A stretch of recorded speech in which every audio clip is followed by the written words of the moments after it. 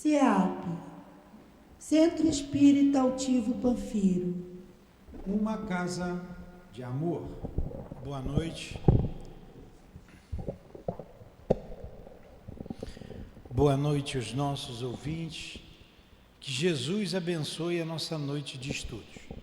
Vamos dar continuidade ao estudo do livro No Mundo Maior, do nosso querido Chico. Capítulo 14. Não coloqueis a candeia debaixo do alqueire. A candeia debaixo do alqueire. Porque Jesus fala por parábolas. Número 1. Não se acende uma candeia para colocá-la debaixo do alqueire, e sim sobre o candeeiro, a fim de que ela ilumine todos aqueles que estão na casa.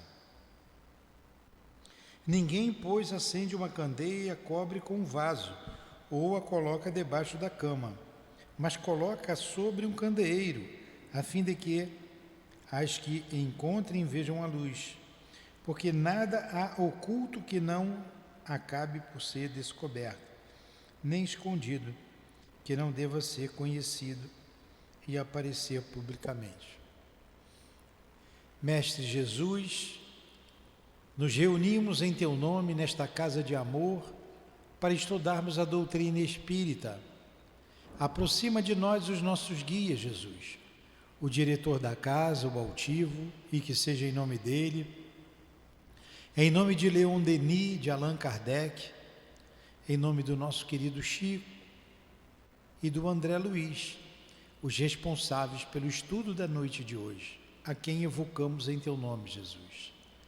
E que seja também e sempre em nome do amor que vibra nesta casa, do nosso amor, Lourdinha, do Teu amor, Jesus, e do amor de Deus, nosso Pai, e acima de tudo, que iniciamos os estudos da noite de hoje. Que assim seja.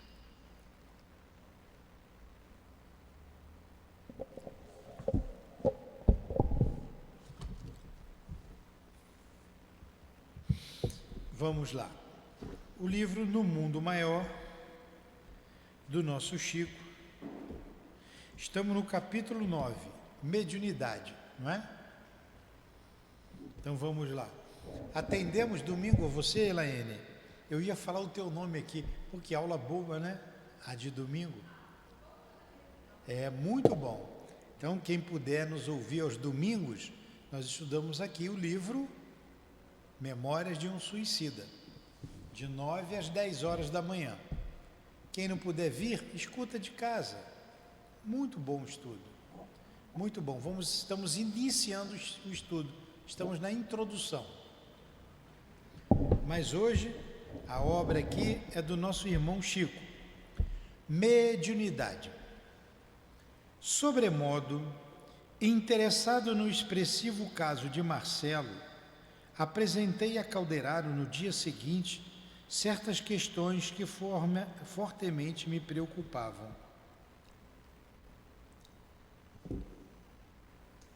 Deixa eu lembrar aqui do Marcelo.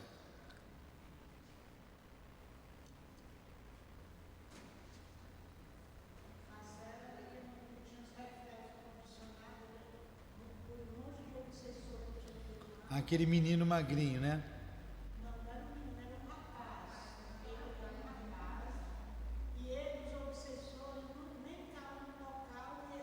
Sim, ele tinha epilepsia, né?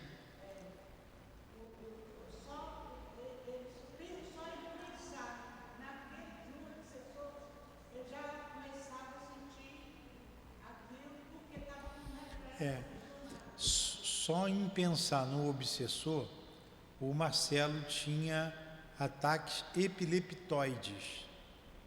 O que é um ataque epileptoide? Ele coloca aqui, não chega a ser epilepsia, mas é um ataque que lembra epilepsia.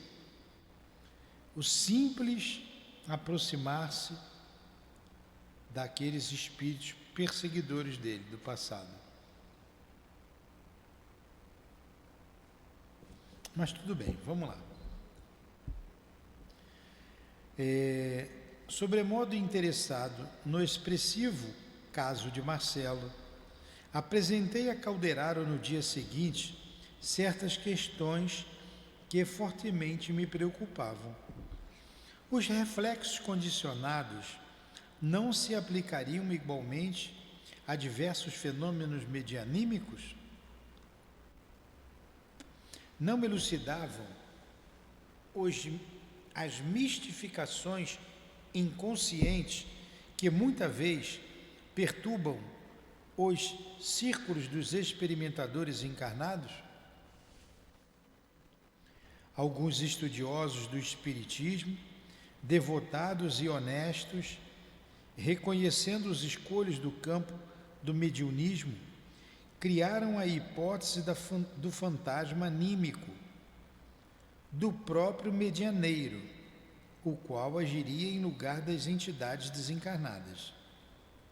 Seria essa teoria adequada ao caso vertente? Sob a evocação de certas imagens, o pensamento do médium não se tornaria sujeito a determinadas associações, interferindo automaticamente no intercâmbio entre os homens da Terra e os habitantes do além? Tais intervenções, em muitos casos, poderiam provocar desequilíbrios intensos. Vocês entenderam o que eu li? Eu vou ler novamente. Deixa eu botar aqui no Google. Ó. O que são ataques epileptoides?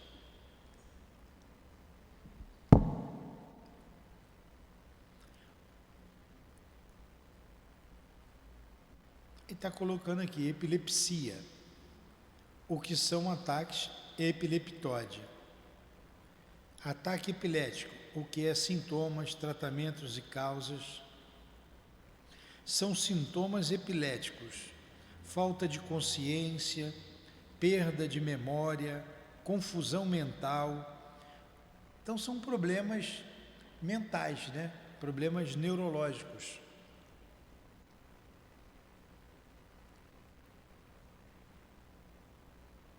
Isso que são problemas epileptoides. E o que foi que aconteceu com o Marcelo? Quando se aproximavam, diferentemente do menino que nós estudamos semana retrasada, que tinha 8 anos de idade, não ouvia, não enxergava, não sentava, não falava, devido à obsessão de mais de 100 anos de serem... Já estava naquela situação há 200 anos, né? Sendo resgatados pelos seus obsessores, se encontrava daquela forma no corpo físico, ainda tinham 2 obsessores. O caso de Marcelo já estava bem melhor. O Marcelo se esforçava, a família era espírita, o levava na casa espírita, ele tomava passe. Mas quando se aproximavam os obsessores dele, ele entrava em estado de pânico. E eles estavam no mundo espiritual, conversando alegremente, quando 2 espíritos que eram perseguidores dele se aproximaram, ele correu para o corpo. Ele largou a conversa, teve medo e se refugiou no corpo físico. Aí eles comentam sobre essa atitude dele, né? O que o medo fazia, porque ele já tinha sofrido muito na mão daqueles perseguidores. Aí ele cita aqui. Aí ele começa a ter o ataque epileptoide.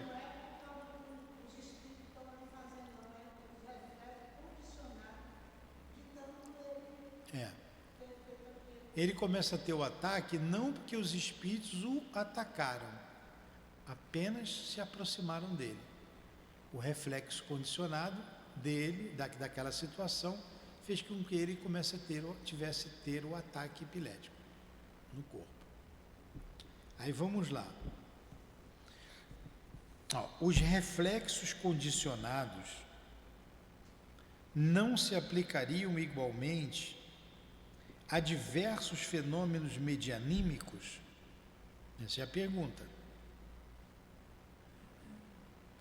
Não elucidavam as mistificações inconscientes que muita vez perturbam os círculos dos experimentadores encarnados?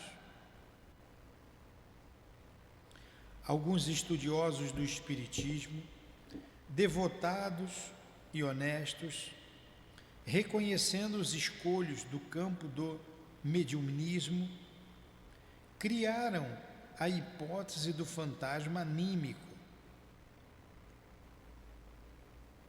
do próprio medianeiro, o qual agiria em lugar da entidade desencarnada.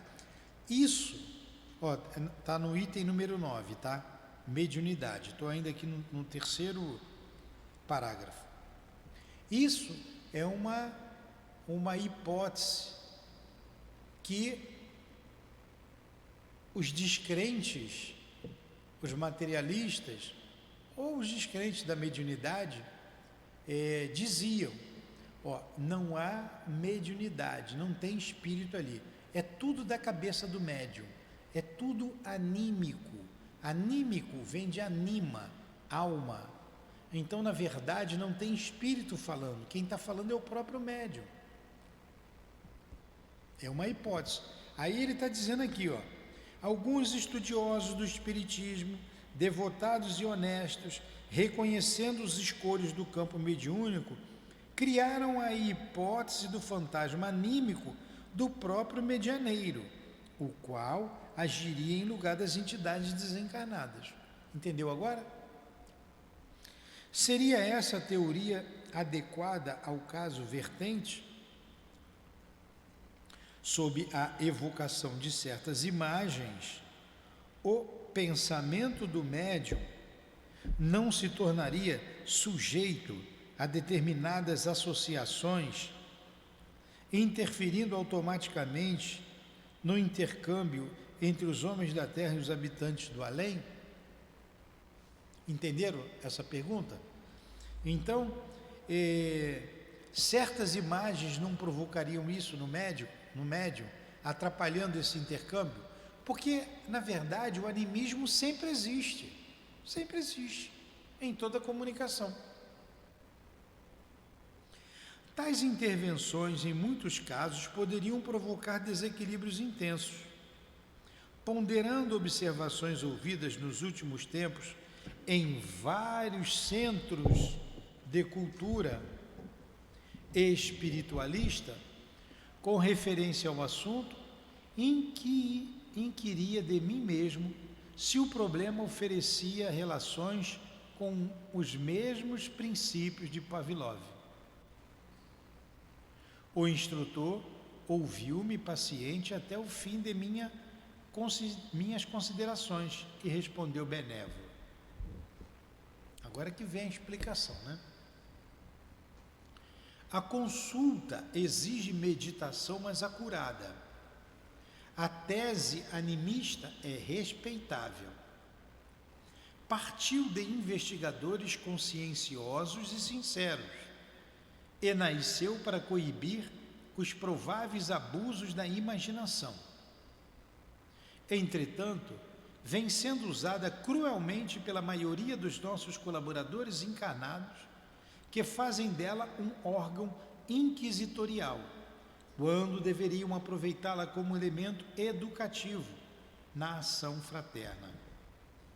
Milhares de companheiros fogem ao trabalho amedrontados, recuam ante os percalços da iniciação mediúnica, porque o animismo se converteu em Cérbero.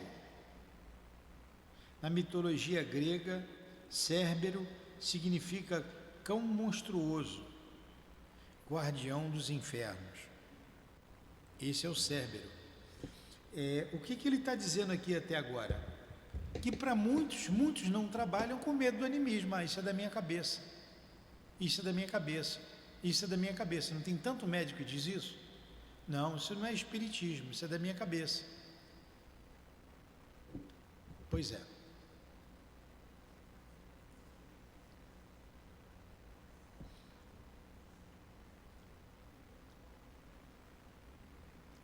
Afirmações sérias e edificantes, tornadas em opressivo sistema. Olha só, afirmações sérias e edificantes, que é o caso do animismo. Ele é sério, ele é edificante, ele é valioso. Se converteu em cérebro, certo? Tornadas em opressivo sistema, impedem a passagem dos candidatos ao serviço pela gradação natural do aprendizado e da aplicação. Reclama-se deles precisão absoluta, olvidando-se lições elementares da natureza. Recolhidos ao castelo teórico, inúmeros amigos nossos, reunindo-se para o elevado serviço de intercâmbio com a nossa esfera, não aceitam comumente os servidores que hão de crescer e de aperfeiçoar-se com o tempo e com o esforço. Exigem meros aparelhos de comunicação, como se a luz espiritual se transmitisse, da mesma sorte que a luz elétrica, por uma lâmpada vulgar. Nenhuma árvore nasce produzindo, e qualquer faculdade nobre requer burilamento.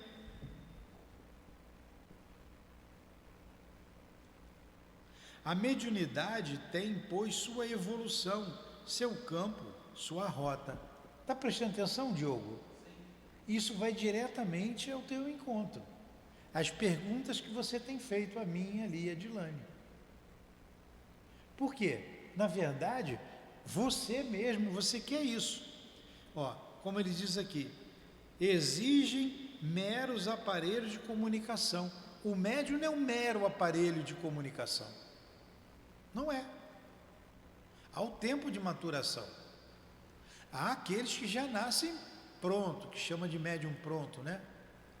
Porém, ele tem que se educar, ele tem que se instruir. Como ele está dizendo, exigem meros aparelhos de comunicação, como se a luz espiritual se transmitisse da mesma sorte que a luz elétrica, por uma lâmpada vulgar. A luz espiritual não é igual essa lâmpada que você pega ali no... Como é o nome do clique ali? Interruptor. Você acende e apaga. A luz espiritual não é assim. Acendeu e apagou. Entendeu, Diogo? Não é assim. Isso aqui é muito importante para você. Nenhuma árvore nasce produzindo.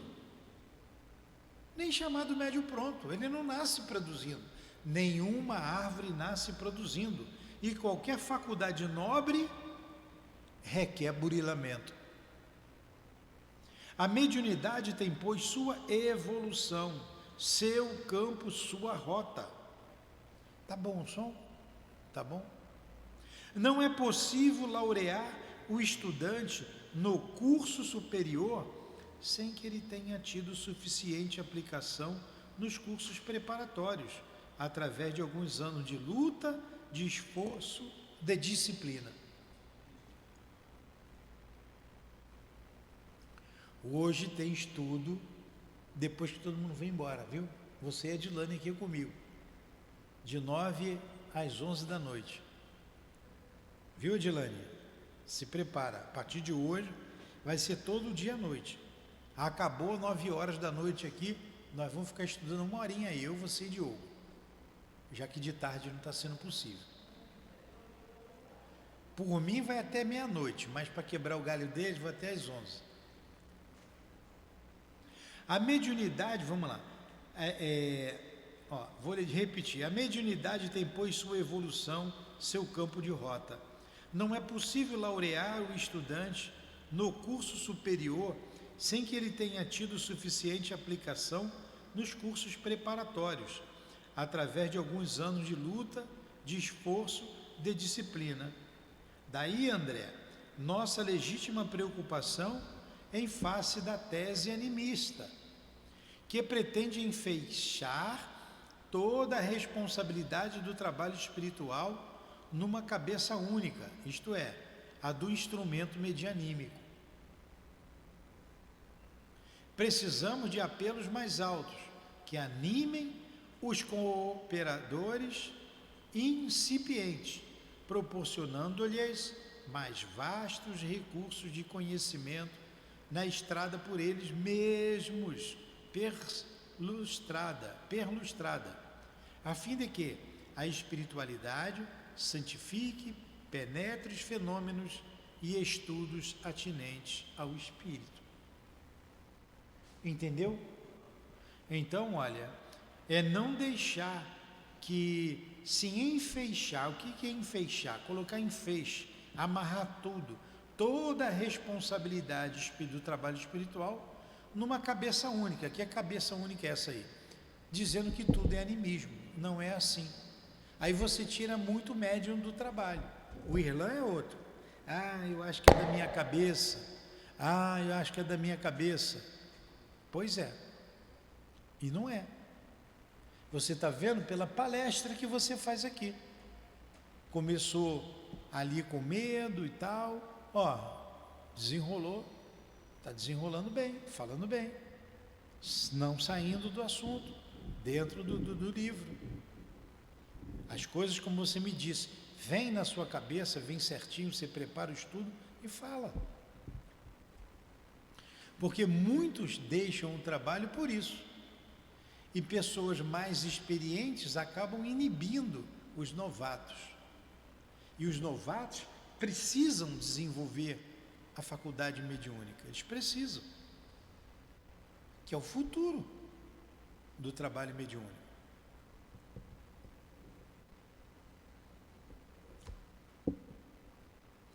Fez pequeno intervalo que não ousei interromper, fascinado pela elevação dos conceitos ouvidos, e continuou: vamos à tua sugestão. Os reflexos condicionados enquadram-se efetivamente no assunto. Lembra que o André Luiz falou lá atrás que tudo era reflexo condicionado? Ele está dizendo que não, enquadra-se no assunto. Os animais de Pavlov demonstravam capacidade mnemônica.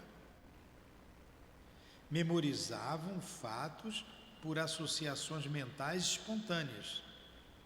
Isto quer dizer que mobilizavam matéria sutil e independente do corpo denso,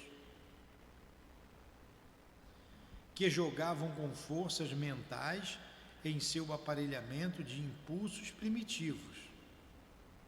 Se as consciências fragmentárias do experimento eram capazes de usar essa energia, provocando a repetição de determinados fenômenos no cosmos celular, que prodígios não realizará a mente de um homem, cedendo não a meros reflexos condicionados, mas a emissões de outra mente em sintonia com a dele. Dentro de tais princípios, é imperioso que o intermediário cresça em valor próprio. Ocorrências extraordinárias e desconhecidas ocupam a vida em todos os recantos, mas a elevação condiciona a fervorosa procura. Ninguém receberá a bênção da colheita sem o suor da sementeira. Lamentavelmente, porém, a maior parte dos nossos amigos parece desconhecer tais imposições de trabalho e de cooperação. Exigem faculdades completas. O instrumento mediúnico é automaticamente desclassificado se não tem a felicidade de exibir absoluta harmonia com os desencarnados, no campo da tríplice das forças mentais, perispirituais e fisiológicas. Compreendes a dificuldade? Então vamos lá. Os animais de Pavlov eram treinados e eles agiam por reflexo, puro reflexo. Isso acontece. Conosco também acontece.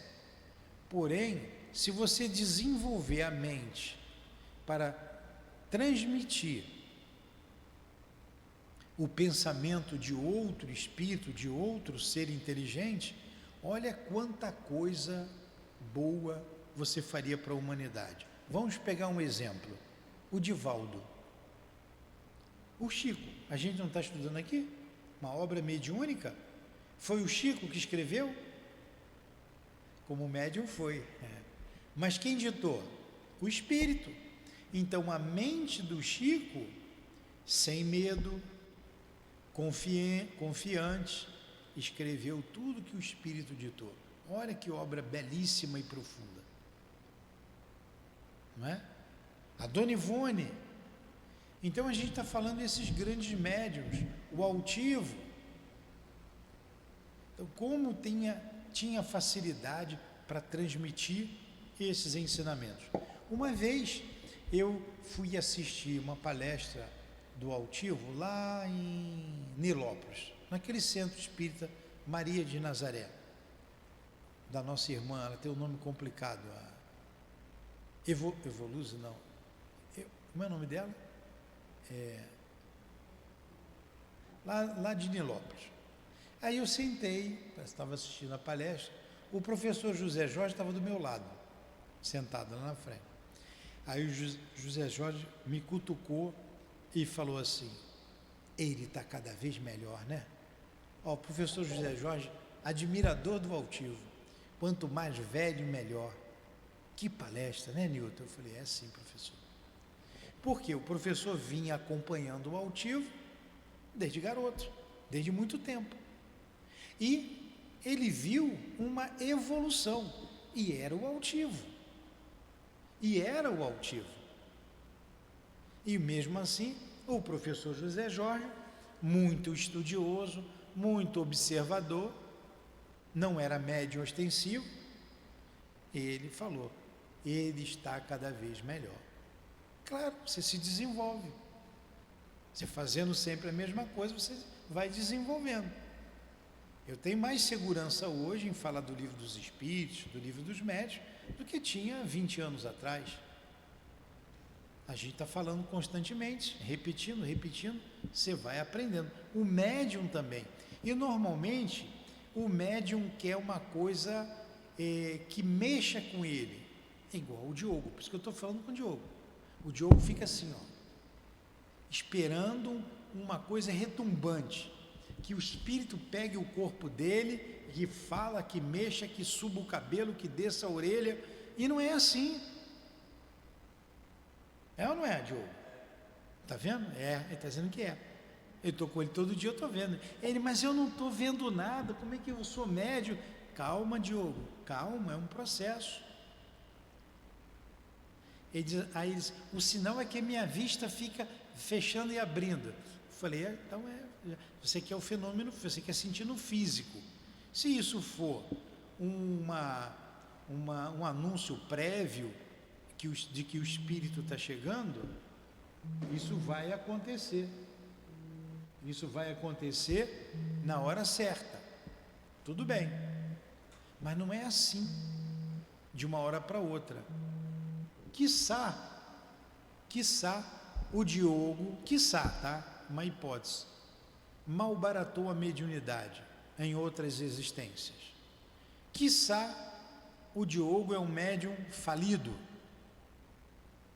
Quiçá, que é mais coisa de ruim aí, Diogo, em você. Tudo isso e mais alguma coisa. Aí, agora, ele tem um pouco mais de dificuldade. Os próprios espíritos, os próprios benfeitores espirituais, trabalharam isso nele. A mediunidade vai eclodir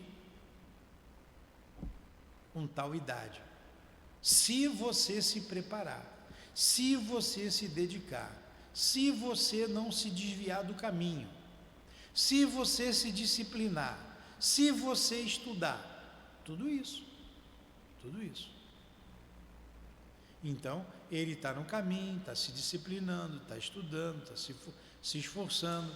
Então, na época certa, ela vai eclodir, porque já foi avisado da mediunidade. Estou pegando o Diogo aqui como exemplo, isso é para todo mundo. Da mesma forma que você prepara uma reencarnação para ter um problema, como ela é a reencarnação do Segismundo. Aos 40 anos de idade vai ter um problema no coração. Então ele vai viver bem até os 40. Nos 40 vai surgir o problema. Foi programado. A mediunidade também.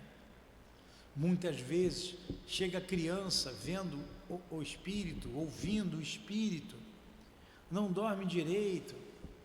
Aí o que os guias fazem? Vêm para a casa espírita, as crianças que vêm à casa espírita. A gente vai dar o passe para equilibrar aquela mediunidade, para a criança se desenvolver, ela poder estudar, se alfabetizar, ela ir para a escola, e depois, num tempo certo, aquilo vai voltar. Às vezes dá tempo de se formar, até de se casar, de estruturar a sua vida, e eclode a mediunidade lá na frente.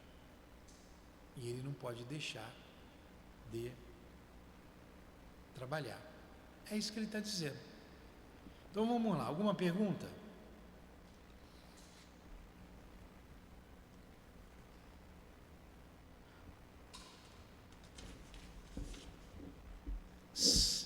Começava a entender. Sim, começava a entender. As elucidações, todavia, eram demasiado fascinantes para que me abalançasse a qualquer apontamento. Guardei, por isso, a continuação das definições na postura de humilde aprendiz. O assistente percebeu minha íntima atitude e continuou. Buscando o símbolo mais singelo, figuremos o médium como uma ponte a ligar duas esferas. Eu vou ler bem devagar. Buscando símbolo mais singelo, figuremos o médium como uma ponte a ligar duas esferas, entre as quais se estabeleceu aparente solução de continuidade, em virtude da diferenciação da matéria no campo vibratório. Para ser instrumento relativamente exato, é-lhe imprescindível haver aprendido a ceder, e nem todos os artífices da oficina mediúnica realizam a breve trecho tal aquisição, que reclama devoção à felicidade do próximo, elevada compreensão do bem coletivo, avançado espírito de concurso fraterno e de serena superioridade nos atritos com a opinião alheia. Olha só, vou falar de novo para vocês entenderem. Então ele aqui começou a dizer, para imaginar, melhor a gente entender, melhor para o André Luiz entender, imaginar o médium como uma ponte que liga duas esferas, tá? E na verdade ele é uma ponte. Se o Espírito quiser dar um recado para vocês aqui agora, ele vai me usar e vai falar. Então eu sou a ponte entre o Espírito e vocês. Nós estávamos lá estudando não, tivemos uns problemas sérios na casa hoje. Tivemos que atender a pessoa, dar passe na pessoa. Problema sério. Depois que a pessoa foi aliviada, um dos mentores da casa, um dos guias da casa, incorporou no médium e falou conosco, e deu uma lição na gente. Coisas que eu vou falar para o médium, que eu me lembrar, vou falar para os médiums hoje aqui, no estudo nosso. Então, o médium foi a ponte entre ele e nós. Entre ele e nós. Nem o médium esperava, nem nós esperávamos. Então, essas duas esferas, ele é a ponte, entre as quais se estabeleceu a aparente solução de continuidade. O que é uma solução de continuidade? Uma interrupção, certo? Esse aqui é um fio que está passando energia. Se o fio quebra, houve uma solução de continuidade, deixa de passar corrente, correto? Vamos lá.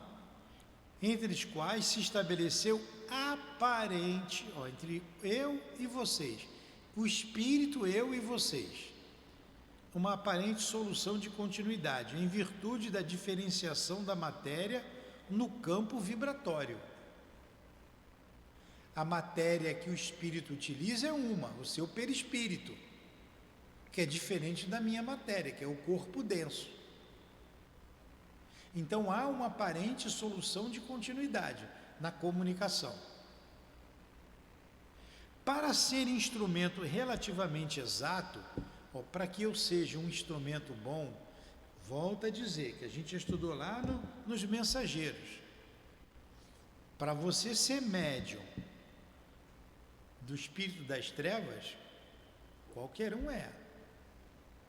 Para você ser um bom médium, bom médium que eu estou querendo dizer, um médium de espíritos elevados. Há uma condição precípua. Falei bonito? Há uma condição precípua. Que condição é essa? A questão moral, moralidade. Nós vimos isso lá nos mensageiros, não é? Que nós estudamos aqui, e nós falamos isso aí na aula passada. A questão moral. Aí tem outras coisas mais. Em primeiro lugar, a questão moral. Aí ele está dizendo aqui, além disso daí, olha o que vai levar essa questão moral. Para ver essa afinidade entre o espírito e o médium. Aqui ele vai dizer, para ser instrumento relativamente exato, é-lhe imprescindível, viu, Diogo, haver aprendido a ceder. E nem todos os artífices da oficina mediúnica realizam a breve trecho tal aquisição. Quer dizer, não é todo médium, todo aprendiz que faz essa aquisição de ceder em breve tempo, certo? Que reclama, o que reclama esse ceder? O que é este ceder? Eu estou explicando o que eu li direto aqui, que não deu para entender. O que é esse ceder? Devoção à felicidade do próximo. Então você tem que se devotar à felicidade do outro, do próximo. Você tem que querer que o outro seja feliz, que o próximo seja feliz.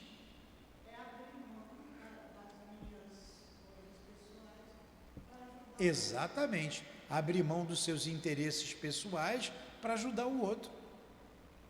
Eu falei para eles, vamos estudar hoje à noite. O povo vai embora, a gente vai ficar estudando.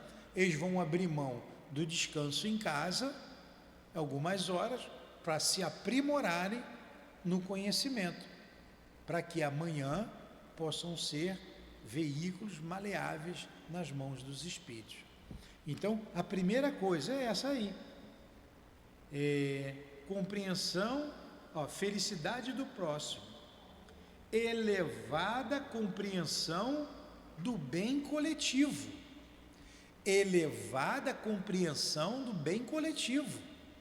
Olha o que faz o Chico, olha o que fez o Chico, o que faz o Divaldo, o que fez o Altivo e outros médios aí, Dona Ivone e tantos outros. Não é isso? Não é falar para a felicidade do outro, abrir mão dos seus interesses, do seu lazer, do seu descanso para a felicidade do outro? Para elevada compreensão do bem coletivo, avançado espírito de concurso fraterno, olha só, avançado espírito de concurso fraterno e de serena superioridade nos atritos com a opinião alheia. Serena superioridade nos atritos com a opinião alheia. Porque a opinião alheia normalmente é cruel com o médium. Julga e condena logo. Para conseguir edificação dessa natureza, faz-se mister, quer dizer, faz-se necessário, o refúgio frequente a moradia dos princípios superiores. Então você tem que frequentemente se refugiar em cima dos princípios superiores, que são aqueles que nós falamos aqui atrás. A mente do servidor há de fixar-se nas zonas mais altas do ser, na qual aprenderá o valor das concepções sublimes, renovando-se, quintessenciando-se para constituir elemento padrão dos que lhe seguem a trajetória. Vocês estão vendo que não é uma linguagem simples, não. Você tem que estudar para você ser o intermediário dos espíritos superiores, das forças superiores. Vamos traduzir aqui essas palavras, ó. A mente do servidor, quer dizer, a mente do médium, há de fixar-se nas zonas mais altas do ser. Ele não tem que ficar pensando no que não presta. Ele não pode ficar pensando nas coisas comezinhas do dia a dia. Na qual aprenderá o valor das concepções sublimes, renovando-se e quintessenciando-se. O que é quintessenciar-se? É a quinta essência da matéria, é a matéria mais pura que tem. Quintessenciando-se é purificando-se. Purificando-se para construir elemento padrão dos que lhe seguem a trajetória. Quer dizer, elemento padrão dos guias. Ó, me lembrem aí, eu vou dizer para os médios aí daqui a pouco, a gente vai estudar. O guia lá falou o seguinte: eu estou aqui desde ontem ao entardecer, visitando a casa, observando os médiuns, o que os médiuns estão pensando, o que eles estão sentindo. Ontem foi domingo, né? A casa fechou.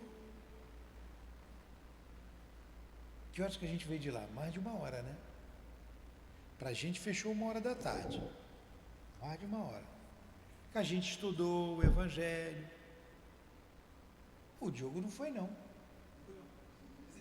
Estou perguntando, o Diogo está sempre junto? Não, foi a Edilane, fui eu, a Edilane, foi o Gabriel. Gabriel foi junto. Então, nós fizemos o estudo, os estudos aqui.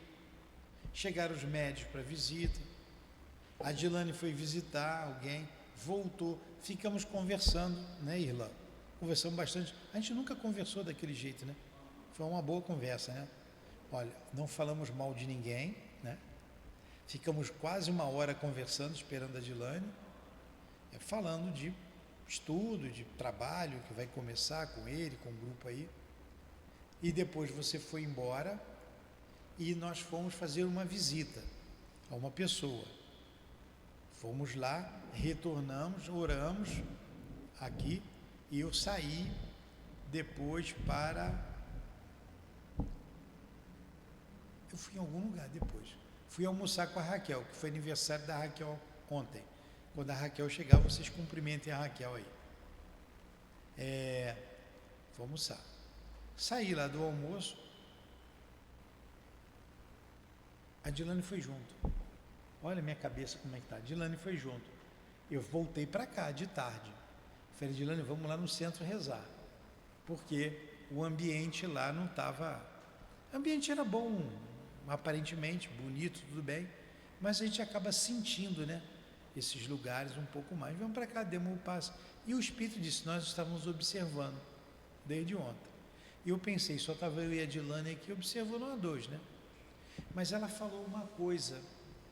Ela disse assim, e durante a noite, a madrugada, pouquíssimos médiuns estavam aqui. Pouquíssimos médiuns estavam no trabalho da madrugada aqui na casa. Porque estavam ligados ao mundo material, às coisas do dia a dia, da matéria, aos interesses, aos seus interesses materiais. Pouquíssimos estavam aqui. Eu pensei assim, tomara que eu tivesse. Eu vim para cá, eu rezei, eu fui para casa, fiz culto do lar, fui dormir rezando e não vim para cá, eu sou muito ruim então, né? A Adilane disse que sonhou que estava aqui trabalhando. Aí eu perguntei, né? O Diogo ficou, será que eu vi? Aí eu perguntei, nós estávamos aqui? Acho que não respondeu nem que sim, nem que não, né? Nem que sim, nem que não. Então,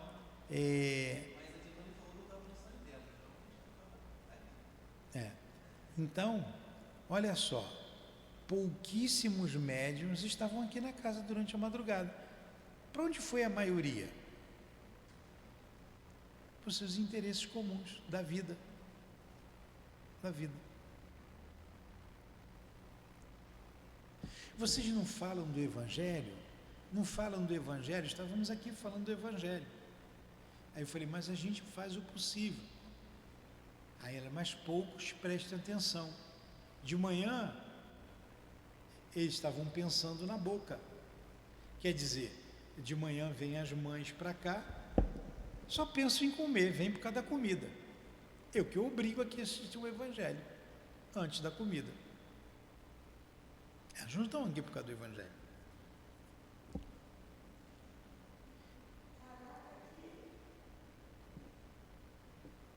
Elas não estão aqui por causa do Evangelho. Então são esses interesses, são essa, olha só, essa vou dizer, a cuidade que o médium tem que ter. Se os médiuns não vêm para cá durante a madrugada, como que ele quer ser um bom médium, um bom instrumento?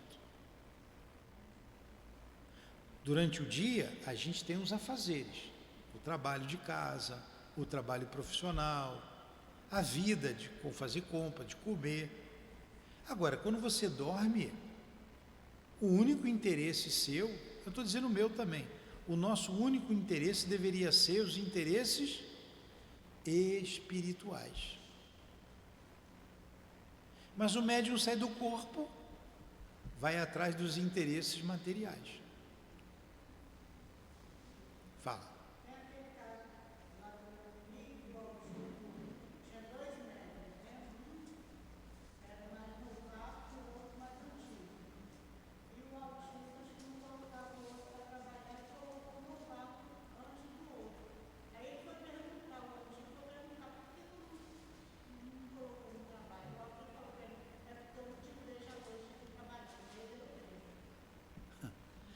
Olha só, a Conceição está dizendo aqui que o altivo, uma vez falando, botou um médium para trabalhar, um médium novato e um médium mais antigo foi e perguntou, por que ele botou ele para trabalhar e a mim não, se eu estou aqui há muito mais tempo? Aí o altivo falou, porque eu vejo ele aqui de noite trabalhando e você eu não vejo.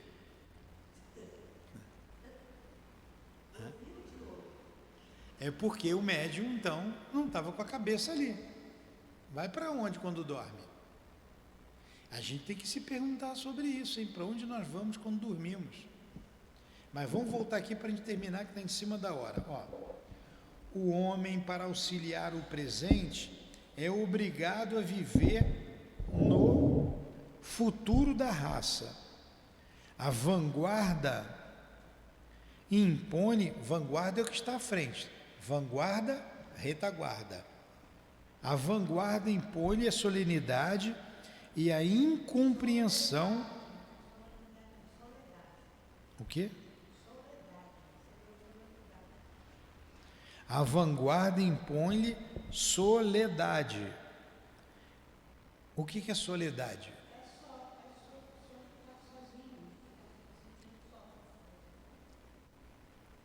É você... É se sentir sozinho. Vamos lá.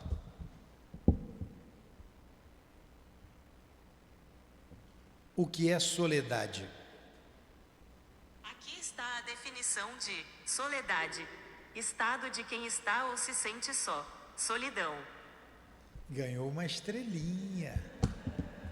Ganhou a estrelinha. Então vamos lá. O homem, para auxiliar o presente, é obrigado a viver no futuro da raça. O homem, para auxiliar o presente, eu pulei uma frase. A mente do servidor há de fixar-se nas ondas mais altas do ser, na qual aprenderá o valor das concepções sublimes, renovando-se e intenciando-se para constituir elemento padrão dos que lhe seguem a trajetória. Quer dizer, para aqueles que seguem o médium, é isso que ele está querendo dizer. O homem, para auxiliar o presente, é obrigado a viver no futuro da raça. Quer dizer, ver lá na frente. A vanguarda impõe-lhe a soledade e a incompreensão, por vezes dolorosas. Olha, o médium é muito mal compreendido. Todavia, essa condição representa artigo da lei que nos estatui adquirir para podermos dar. Ninguém pode ensinar caminhos que não haja percorrido. Nasce daí, tratando-se da mediunidade edificante, a necessidade de fixação das energias instrumentais no santuário mais alto da personalidade. Fenômenos, não lhes importa a natureza, é forçoso reconhecer que assedia uma criatura em toda parte. Fenômenos, não importa a natureza, não importa a natureza do fenômeno, é forçoso reconhecer que assedia uma criatura em toda parte. A ciência legítima é a conquista gradual das forças e operação da natureza, que se mantinham ocultas à nossa canhada apreensão. E como somos filhos de Deus, revelador, infinito em grandeza, é de esperar tenhamos sempre à frente ilimitados campos de observação, cujas portas se abrirão ao nosso desejo de conhecimento, a maneira que agradeçam nossos títulos meritórios. Olha só, a gente vai voltar nesse texto todo aqui, tá? Semana que vem a gente vai continuar aqui. O assistente percebeu minha íntima atitude, tá bom? E a gente continua aqui.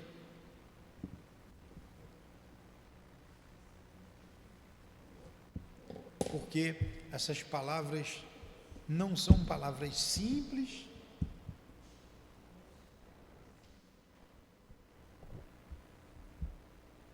e a gente precisa ir devagar. Então vamos encerrar. Encerramos, Jesus, o nosso estudo, agradecidos aos guias e benfeitores aqui presentes, ao altivo, ao nosso irmão André Luiz, ao Chico, a você, Lourdinha, a vocês, queridas irmãs. Que Deus abençoe a todos vocês. Que seja em nome do amor, que seja em nome do nosso amor, minha querida, do teu amor, Jesus, e do amor de Deus, nosso Pai, acima de tudo, que damos por encerrados os estudos da noite de hoje, em torno da obra no mundo maior. Que assim seja. Graças a Deus.